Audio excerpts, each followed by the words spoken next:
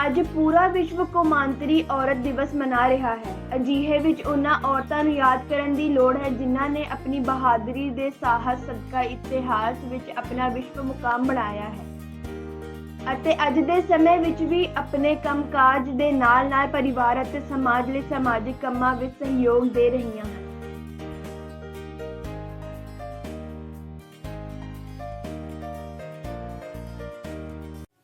जी doctor साहब किहड़े सन च समाज सेवा शुरू की ते की ख्याल है? 1972 ਤੋਂ ਲੈ ਕੇ ਨਾ 1976 ਅਕਤੂਬਰ ਤੱਕ ਮੈਂ ਗਵਰਨਮੈਂਟ ਜੌਬ ਕੀਤੀ ਤੇ ਗਵਰਨਮੈਂਟ ਜੌਬ ਦੇ ਕਰਦਿਆਂ ਮੈਂ ਜ਼ਿਆਦਾ ਕੰਮ ਸੋਸ਼ਲ ਨਹੀਂ ਕਰ ਸਕਦੀ ਤੇ ਫਿਰ ਮੈਂ ਸੋਚਿਆ ਕਿ ਮੈਨੂੰ ਗਵਰਨਮੈਂਟ ਜੌਬ ਛੱਡ ਦੇਣੀ ਚਾਹੀਦੀ ਹੈ ਤੇ ਮੈਂ ਪ੍ਰੈਕਟਿਸ ਸ਼ੁਰੂ ਕੀਤੀ ਅਕਤੂਬਰ 1976 ਦੇ ਵਿੱਚ ਗੁਰਦਾਸਪੁਰ ਦੇ ਵਿੱਚ। ਉਸ ਤੋਂ ਹੀ ਮੈਂ ਆਪਣਾ ਜਿਹੜਾ ਸੀ ਸੋਸ਼ਲ ਵਰਕ ਜਿਹੜਾ ਸੀਗਾ ਮੈਂ ਇਨਰ ਵੀਲ ਦੀ ਮੈਂਬਰ ਬਣੀ ਤੇ ਉਹ ਨੋ ਡਾਊਟ ਕਿ ਮੈਂ ਬਣ ਗਈ ਸੀ ਜਦੋਂ ਮੈਂ ਗਵਰਨਮੈਂਟ ਜੌਬ 'ਚ ਸੀ ਕਾਨੂੰਨ ਪੋਸਟਿੰਗ ਸੀਗੀ ਉੱਥੋਂ ਮੈਂਬਰ ਬਣ ਗਈ ਸੀ 1974 ਦੇ ਵਿੱਚ ਹੀ ਮੈਂ। ਤੇ ਉਸ ਤੋਂ ਬਾਅਦ ਮੈਂ ਜਦੋਂ ਗਵਰਨਮੈਂਟ ਜੌਬ ਛੱਡੀ ਤੇ ਫਿਰ ਮੈਂ ਪੂਰਾ ਆਪਣੇ ਜੋਰਾਂ ਸ਼ੋਰਾਂ ਜਿਹੜਾ ਸੀ ਆਪਣਾ ਸੋਸ਼ਲ ਵਰਕ ਸ਼ੁਰੂ ਕੀਤਾ। औरतों लिए कीता कि या फिर सारे समाज लिए कीता? ਸਾਰੇ ਸਮਾਜ ਲਈ ਕੀਤਾ। ਬੀਇੰਗ ਔਰਤ ਮੇਰੇ ਕੋਲ ਔਰਤਾਂ ਜ਼ਿਆਦਾ ਹੈਲਪ ਲਈ ਆਉਂਦੀਆਂ ਸੀਗੀਆਂ। ਕਿਹੜੇ ਤਰੀਕੇ ਨਾਲ ਹੈਲਪ ਕੀਤੀ ਜੋ ਔਰਤਾਂ ਜੇ ਕੋਈ ਵਿਡੋ ਹੈ ਉਹ ਆ ਗਈ ਹੈ ਕਿ ਵੀ ਮੈਨੂੰ ਮੇਰਾ ਹਸਬੈਂਡ ਤੰਗ ਕਰ ਰਿਹਾ ਤੇ ਉਹਨੂੰ ਮੋਟੀਵੇਟ ਕਰਨਾ ਕਿ ਵੀ ਕਿਸ ਤਰੀਕੇ ਨਾਲ ਚੱਲਣਾ ਕੀ ਕਰਨਾ। ਕਿਸੇ ਦੀ ਸੱਸ ਤੰਗ ਕਰ ਰਹੀ ਹੈ ਉਹਦੇ ਵਿੱਚ ਹੈਲਪ ਕੀਤੀ। ਕਿਸੇ ਨੂੰ ਜੇ ਕੋਈ ਫਾਈਨੈਂਸ਼ੀਅਲ ਹੈਲਪ ਚਾਹੀਦੀ ਹੈ ਫਾਰ ਦਾ ਅਪਲਿਫਟਮੈਂਟ ਉਹਦੀ ਮਦਦ ਕੀਤੀ। ਜੇ ਕਿਸੇ ਨੂੰ ਦਵਾਈ ਚਾਹੀਦੀ ਹੈ ਦਵਾਈ ਲਈ ਮਦਦ ਕੀਤੀ ਹੈ। ਜੇ ਕਿਸੇ ਨੂੰ ਮੈਡੀਕਲ ਹੈਲਪ ਚਾਹੀਦੀ ਹੈ ਕਿ ਉਹ ਨਹੀਂ ਅਫੋਰਡ ਕਰ ਸਕਦੀ ਤਾਂ ਉਹਦੇ ਵਿੱਚ ਵੀ ਹੈਲਪ ਕੀਤੀ ਹੈ। ਬੀਇੰਗ ਅ ਲੇਡੀ ਤੁਹਾਨੂੰ ਕਿਹੜੀ ਮੁਸ਼ਕਲ ਦਾ ਅੱਜ ਤੱਕ ਸਾਹਮਣਾ ਕਰਨਾ ਪਿਆ ਆਪਣੇ ਕੈਰੀਅਰ ਨੂੰ ਬਣਾਉਣ ਲਈ ਪਰਿਵਾਰ ਚਲਾਉਣ ਲਈ? ਜਦੋਂ ਹਸਬੈਂਡ ਦੀ ਡੈਥ ਹੁੰਦੀ ਹੈ ਨਾ ਉਹ ਤੋਂ ਪਹਿਲਾਂ ਤੇ ਔਰਤ ਜਿਹੜੀ ਹੈਗੀ ਆ ਉਹ ਬਿਲਕੁਲ ਸੱਚੀ ਸੁੱਚੀ ਹੁੰਦੀ ਹੈ। ਜੋ ਹੀ ਹਸਬੈਂਡ ਦੀ ਡੈਥ ਹੁੰਦੀ ਹੈ ਤੇ ਉਹਦੇ ਕਰੈਕਟਰ 'ਤੇ ਸਭ ਤੋਂ ਪਹਿਲਾਂ ਬਲੇਮ ਲੱਗਦਾ ਹੈ। ਉਹਦੇ ਲਈ ਮੈਨੂੰ ਜਿਹੜਾ ਸੀਗਾ ਬੜੀ ਜਦੋਜਹਿਦ ਕਰਨੀ ਪਈ ਹੈ। ਜਿੱਦਾਂ ਕਿ ਮਤਲਬ ਹਰ ਸਟੈਪ ਦੇ ਉੱਤੇ ਤੁਹਾਨੂੰ ਜੇ ਕੋਈ ਲੇਡੀ ਯੰਗ ਹੈ ਤੇ ਉਹਨੂੰ ਹਰ ਬੰਦਾ ਬੁਰੀ ਨਜ਼ਰ ਨਾਲ ਦੇਖਦਾ ਤੇ ਉਹਨੂੰ ਇੰਨਾ ਕੁ ਬੋਲਡ ਹੋਣਾ ਚਾਹੀਦਾ ਕਿ ਔਰਤ ਦਾ ਆਪਣਾ ਰਾਹ ਸਿੱਧਾ ਹੋਣਾ ਚਾਹੀਦਾ। ਉਹਨੂੰ ਇੰਨਾ ਕੁ ਬੋਲਡ ਹੋਣਾ ਚਾਹੀਦਾ ਕਿ ਬੰਦਾ ਅਗਲਾ ਗੱਲ ਕਰਨ ਲੱਗਿਆ ਵੀ ਸੋਚੇ ਕਿ ਇਹਦੇ ਨਾਲ ਜੇ ਗੱਲ ਕੀਤੀ ਤੇ ਮੇਰਾ ਬਚਾਅ ਨਹੀਂ ਹੋਣਾ ਜੇ ਮੈਂ ਗਲਤ ਗੱਲ ਕਰਾਂਗਾ ਤੇ ਉਹਦੇ 'ਚ ਇੰਨੀ ਹਿੰਮਤ ਹੋਣੀ ਚਾਹੀਦੀ ਹੈ। ਡਾਕਟਰ ਸਾਹਿਬ ਕਿਸ ਤਰ੍ਹਾਂ ਇਸ ਸਮਾਜ ਨੂੰ ਹੈਂਡਲ ਕੀਤਾ ਜਦੋਂ ਤੁਹਾਡੇ ਹਸਬੈਂਡ ਐਕਸਪਾਇਰ ਹੋ ਜਾਂਦੇ ਤੁਹਾਡੀ ਏਜ ਵੀ ਬੜੀ ਘੱਟ ਸੀ ਤੇ ਕਿੱਦਾਂ ਫਿਰ ਇਸ ਸਮਾਜ ਨੂੰ ਸਾਹਮਣੇ ਫੇਸ ਕੀਤਾ?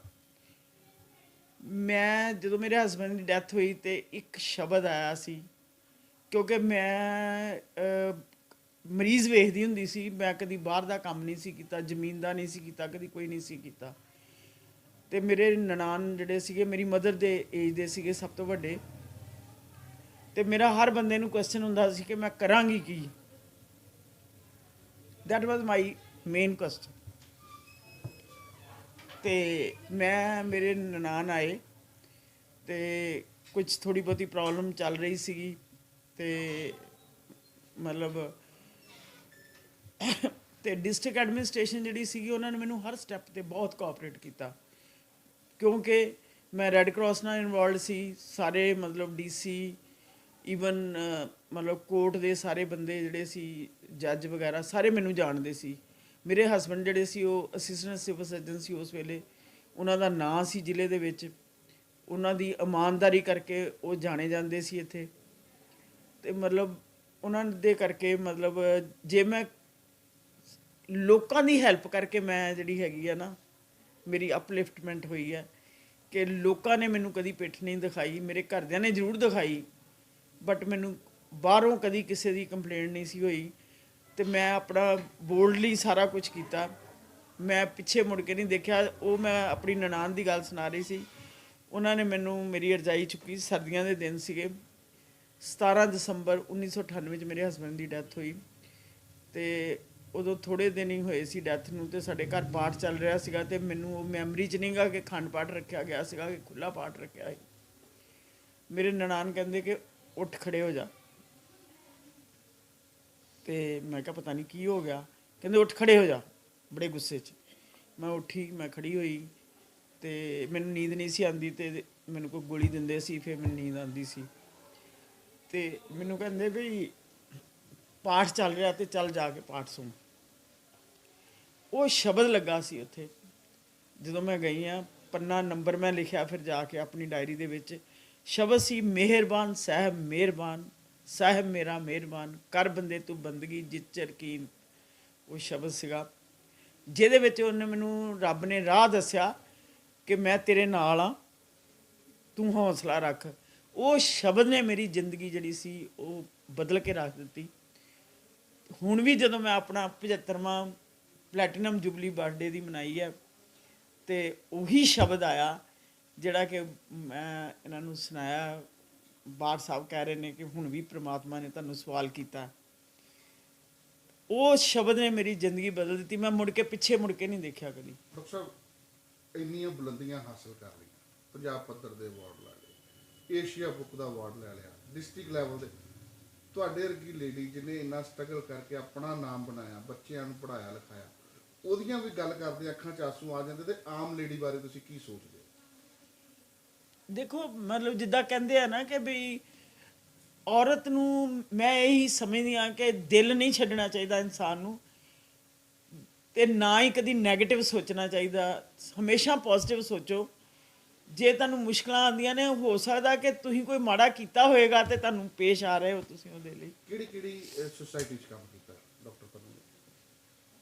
ਸਭ ਤੋਂ ਪਹਿਲਾਂ ਤੇ ਮੈਂ ਇਨਰ ਵੀਲ ਦੀ ਪ੍ਰੈਜ਼ੀਡੈਂਟ ਰਹੀ ਹਾਂ। ਮੈਂ ਰੋਟਰੀ ਕਲੱਬ ਦੀ ਇਨਰ ਵੀਲ ਜਿਹੜੀ ਪ੍ਰੈਜ਼ੀਡੈਂਟ ਸੀਗੀ, ਮੈਂ ਰੋਟਰੀ ਕਲੱਬ ਦਾ ਫੀਮੇਲ ਵਿੰਗ ਹੈ ਉਹ ਮੈਂ ਸੀਗੀ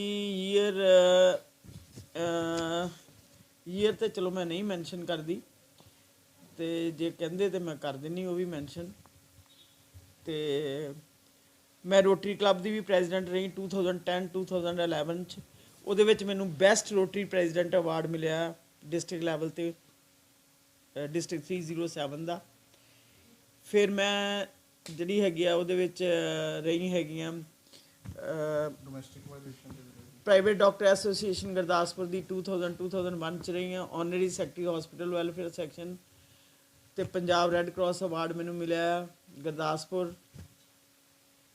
1990 'ਚ ਮੈਂ ਜੁਆਇੰਟ ਸੈਕਟਰੀ ਰਹੀ ਹਾਂ ਇਹਦੀ, association for social health of India the.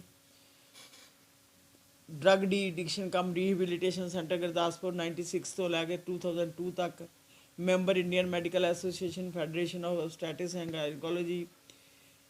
Then management body member Punjab state red cross ਦੀ ਵੀ ਰਹੀ ਹਾਂ ਮੈਂ ਹੁਣ ਵੀ ਹੈਗੀ ਹਾਂ।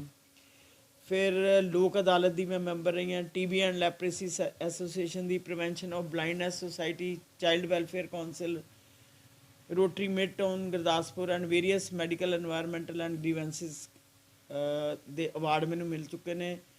Second prize for meritorious services to red cross 1994 'ਚ ਮਿਲਿਆ ਮੈਨੂੰ। Best president award inner wheel club Gurdaspur 95-96 ਮਿਲਿਆ। Punjab state red cross award 96 'ਚ ਮਿਲਿਆ। ਆਨਰਡ ਵਿਦ ਪ੍ਰਮਾਣ ਪੱਤਰਾ, ਕੈਸ਼ ਅਵਾਰਡ ਉਹਦੇ 'ਚ ਸੀਗਾ, ਮੈਡਲ ਸੀਗਾ, gold medal by the Chief Minister of Punjab 2005, nominated member of Committee Prevention of Sexual Harassment at Workplace in Hotel Management ਜਿਹੜੀ ਸੀਗੀ 13/8/2010 ਨੂੰ ਮੈਨੂੰ ਉਹਦੀ ਬਣੀ ਮੈਂ। ਤੇ ਪ੍ਰੈਜ਼ੀਡੈਂਟ ਰੋਟਰੀ ਕਲੱਬ। ਤੁਸੀਂ ਆਪਣਾ ਨਰਸਿੰਗ ਹੋਮ ਵੀ ਚਲਾਉਂਦੇ ਹੋ, ਪਤਾ ਲੱਗਾ ਕਿ ਇਹਦੇ 'ਚ ਨੀਡੀ ਲੇਡੀਜ਼ ਨੇ ਜ਼ਿਆਦਾ ਸਟਾਫ 'ਚ। ਹਾਂਜੀ ਜਾਣਕਾਰੀ ਦਿਓ। ਹਾਂਜੀ, ਮੇਰੇ ਕੋਲ 2 ਦੇ ਤੇ ਹਸਬੈਂਡ ਜਿਹੜੇ, ਜਿੰਨਾ ਵੀ ਮੇਰੇ ਕੋਲ ਸਟਾਫ ਹੈਗਾ, ਸਾਰੀਆਂ, ਇੱਕ ਦਾ ਘਰ ਵਾਲਾ ਡਰਿੰਕ ਬੜੀ ਕਰਦਾ ਤੇ ਉਹਦੇ ਬੱਚੇ ਵੀ ਹੁਣ ਵੈਲ ਸੈਟਲ ਨੇ। ਇੱਕ ਮੁੰਡਾ ਉਹਦਾ ਅਮਰੀਕਾ ਹੈਗਾ ਤੇ ਕੁੜੀ is selected in PCS allied ਦੇ ਵਿੱਚ। ਤੁਸੀਂ ਰਿਪੋਰਟ ਕੀਤਾ ਨਾ? ਮਤਲਬ ਇੱਥੋਂ ਹੀ ਅਰਨ ਕਰਕੇ ਉਹਦੀ ਮਦਰ ਪੜ੍ਹਾਉਂਦੀ ਸੀ। ਇਸ ਤੋਂ ਇਲਾਵਾ ਡਾਕਟਰ ਇਹ ਵੀ ਜਾਣਕਾਰੀ ਦਿਓ, ਪਤਾ ਲੱਗਾ ਕਿ ਆਕਸੀਜਨ ਪਲਾਂਟ ਲਾਉਣ 'ਚ ਤੁਸੀਂ ਲੱਖਾਂ ਰੁਪਏ ਦਿੱਤੇ। ਉਹ ਮੈਂ ਜਿਹੜੀਆਂ ਹੈ ਨਾ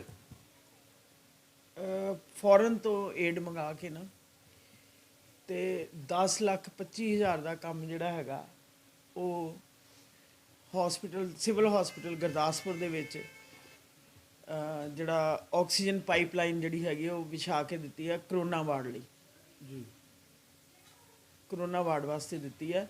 ਉਹਦੀ ਜਿਹੜੀ ਸੁਪਰਵੀਜ਼ਨ ਵੀ ਮੈਂ ਹੀ ਕੀਤੀ ਹੈ, ਪਲੱਸ ਉਹਦੇ ਨਾਲ ਮੇਰੇ ਕੋਲ ਆਕਸੀਜਨ ਸਪਲਾਈ ਦਾ ਵੀ ਜਿਹੜਾ ਸੀਗਾ ਡਿਸਟ੍ਰਿਕਟ ਦਾ ਕੰਟਰੋਲ ਸੀਗਾ, ਜਿਹੜੀਆਂ ਡੀ ਸਾਹਿਬ ਨੇ ਸਾਰੀ ਦੁਨੀਆ ਅੰਦਰ ਬੈਠ ਕੇ ਕਿ ਡਾਕਟਰ ਪੰਨੂ ਵੀ ਘਰ ਬੈਠੇ।